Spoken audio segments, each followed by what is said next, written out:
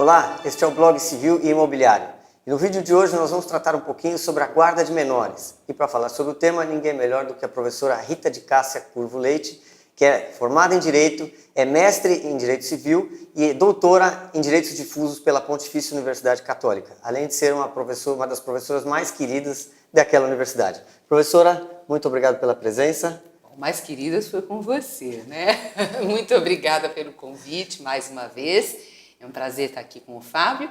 E já que é para falar e trocar elogios, é claro que eu não poderia deixar de também elogiar muito a conduta do Fábio, que é meu professor assistente de longa data na PUC, me ajudando nas aulas de seminário e também um dos mais queridos assistentes que eu tenho.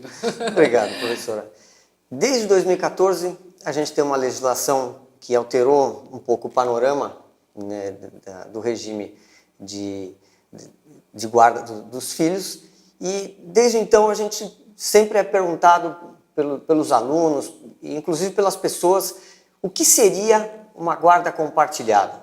Para a gente iniciar a nossa conversa, o que seria essa guarda compartilhada? Muito bem, então, primeira coisa que você comentou que é importante sinalizar, a guarda compartilhada já existia antes de 2014, todavia, a partir de 2014, ela tornou-se a regra e não a exceção, sempre em que nós tivemos a desconexão ou a dissolução das uniões e, portanto, o desfazimento da unidade familiar básica. Tá? Muito bem, então, diante disto, como é que se comportam as famílias, os pais, diante dos filhos menores de idade?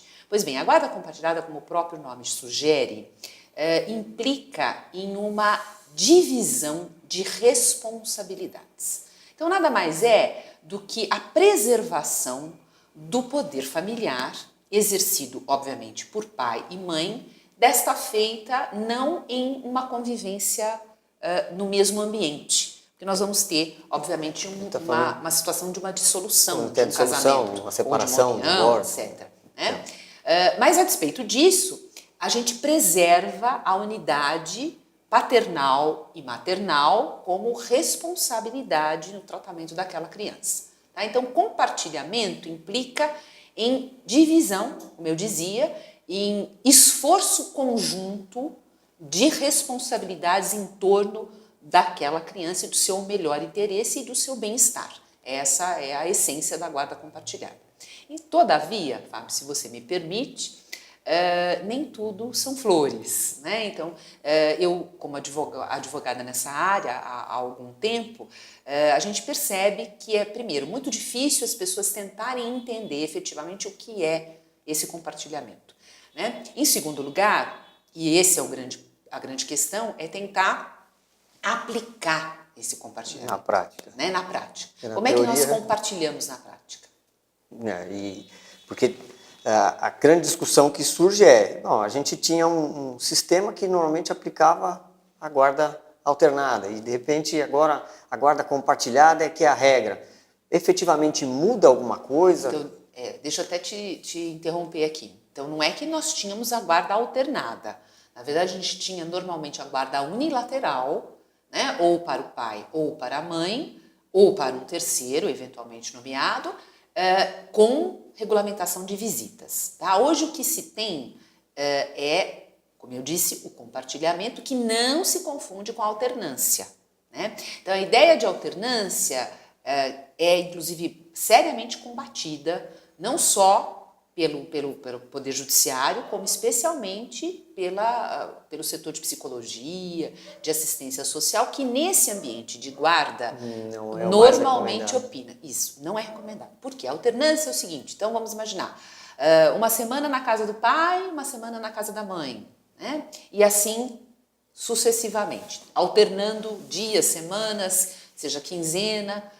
Por que não é recomendável essa alternância? Então, os psicólogos especialmente dizem que essa alternância faz com que, especialmente a criança, não tenha uma sensação de pertencimento. Então, afinal de contas, onde eu moro? Qual é o meu quarto? Quem é com quem? Onde eu vou estar? Né? Então, o fato da criança ficar com a malinha, indo de casa em casa, a gente até brinca que é uma modelo de guarda ping-pong, né? Então, esse modelo de guarda não tem sido bem recebido pelo judiciário e, de fato, ele é rechaçado. Não é isso que é guarda compartilhada. Tá, e aí, então, nesse contexto, aplicava-se a guarda unilateral. Sim, com a visita, essa pode até sendo regular, né, sendo alternada de eventualmente finais de semana, mas a guarda, quer dizer, a criança mora, reside, ela tem um ambiente fixo de residência, né, onde ela vai estar normalmente, tá? Na guarda compartilhada, então essa divisão de responsabilidades é o seguinte: a criança tem uma residência. Então, suponhamos, ela reside em companhia da mãe.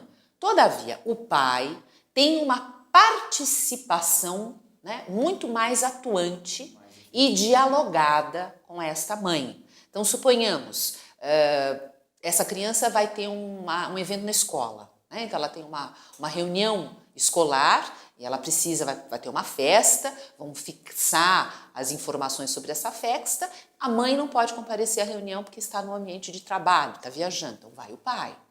A criança precisa ir ao pediatra. Ah, olha, o pai hoje não pode acompanhar, então vai a mãe, né? Então, o compartilhamento significa a possibilidade de que este casal minimamente dialogue, né, converse e estabeleça qual dos dois tem melhores condições para naquele momento atender aquela criança. E acho que também tem mais a ver com a tomada de decisões. Sem dúvida. Porque aí você não, tirando a decisão de só um dos pais, os dois acabam tendo que tomar essas decisões em conjunto. Exatamente. Né? Agora, uma questão interessante é saber se a falta de diálogo, né, ou eventual animosidade, digamos assim, ou beligerância entre os pais seria impedimento à fixação da guarda compartilhada. Nós temos uma decisão bastante interessante, que é a precursora de outras tantas, que foi dada pela ministra Nancy Andrighi, do Superior Tribunal de Justiça, e ela fundamenta a decisão dela no sentido de que os pais não precisam ser amigos para que se fixe a guarda compartilhada, desde que eles tenham a mínima elegância, né, e a possibilidade de estabelecer um diálogo, ainda que virtual, viu, Fábio? Então, é possível até que esse pai mande uma mensagem, ou por e-mail, ou por WhatsApp, né, estabelecendo qual vão ser as condutas e os encaminhamentos em relação aos filhos. Não é preciso que eles sejam amigos, que eles frequentem uma casa do outro. Mas que tenham uma maturidade para lidar com a criança de uma forma isenta. Né? Exatamente. É porque o que a gente tem uma ideia errada é de que a guarda vai ser estabelecida no olhar do adulto. Não é isso. A guarda é estabelecida com o olhar e com atenção à criança. Né? Então, na verdade, é um direito da criança de ter a presença paterna e materna, né, no seu crescimento saudável. E que dentro do mundo ideal, os pais não podem... uma animosidade entre eles não pode tirar esse benefício da criança. E não pode dizer o seguinte: olha, para mim, eu, mãe, é interessante que esse final de semana... Não é para você, mãe, que é interessante. Né? A questão é, para o seu filho é fundamental estar com o pai. Né? Então, vamos ver qual é, dentro do universo da criança, a necessidade dessa presença paterna e materna. O que a gente vê, entretanto, é que, erradamente, muitos colegas nossos, né, eu até fico triste com isso, às vezes utilizam esse modelo da guarda compartilhada para ferir outros direitos. Então, eu já ouvi, por exemplo, no escritório... Relacionado financeiramente? Exatamente. Né? Então, eu já vi no escritório pais dizerem para mim: olha, doutora, eu quero que a senhora coloque na minha petição que eu vou exigir a guarda compartilhada porque eu quero reduzir o valor da pensão alimentícia. Né? E, na verdade, uma coisa não tem nada a ver com a outra.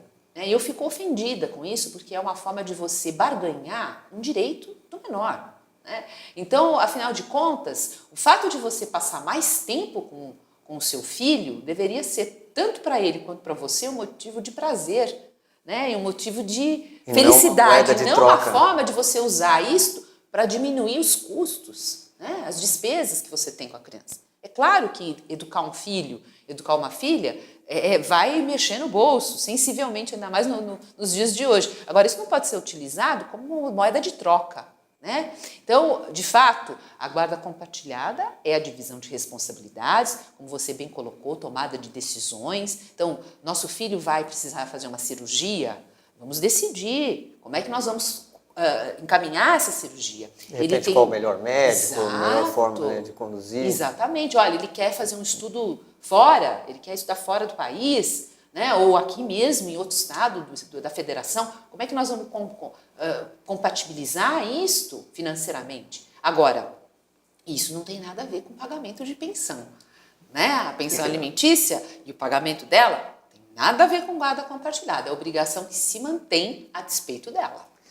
Eu acho que essa nossa conversa foi muito produtiva, porque acho que deu para pontuar o que é cada um dos tipos de guarda. O pessoal acha que é tudo a mesma coisa e, no fim, cada um tem um estilo, Agora, uma Fábio, forma diferente. se você me permite, só para fazer uma conclusão, hoje em dia os tribunais têm, apesar da guarda compartilhada, os juízes têm sugerido que haja a fixação de um mínimo de visitas, né? Então, porque outro tabu dentro da guarda compartilhada era a ideia de que, bom, já que existe guarda compartilhada, então a visitação é livre. Eu vou ver o meu filho ou a minha filha a hora que eu bem entender, muito embora esteja morando com você, pai, ou com você, mãe. Né? Existem relatos até de casais que conversam muito a despeito da separação e que, estranhamente, um tem até a chave da casa do outro, né? Isso é possível? Sem dúvida. Se o casal se dá bem, ficou amigo, né, a ponto de manter essa intimidade, tanto melhor. Mas não é a regra. Não é o não é isso o ideal. É mais no mundo ideal. Né? Não é o ideal. Então, o que a gente vê? Já que a guarda é compartilhada, então vamos fazer visitação livre. Eu vejo a hora que eu quero, quando eu posso. Não. Então, o judiciário hoje tem sugerido que, a despeito de fixação de guarda compartilhada, a gente tenha um mínimo de visitações estabelecidas a depender, especialmente, da idade da criança.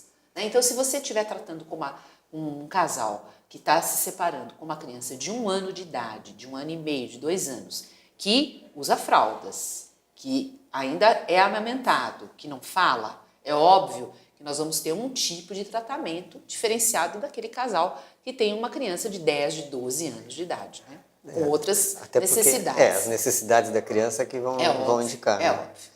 Professora Rita, adorei nossa conversa, agradeço sua presença aqui no blog e espero que você possa voltar em outras oportunidades também. Muito obrigada, eu agradeço novamente e fico à disposição para a gente conversar sobre outros assuntos pertinentes ao direito. Essa foi a nossa conversa com a professora Rita de Cássia Curvo Leite. Obrigado, até o próximo vídeo.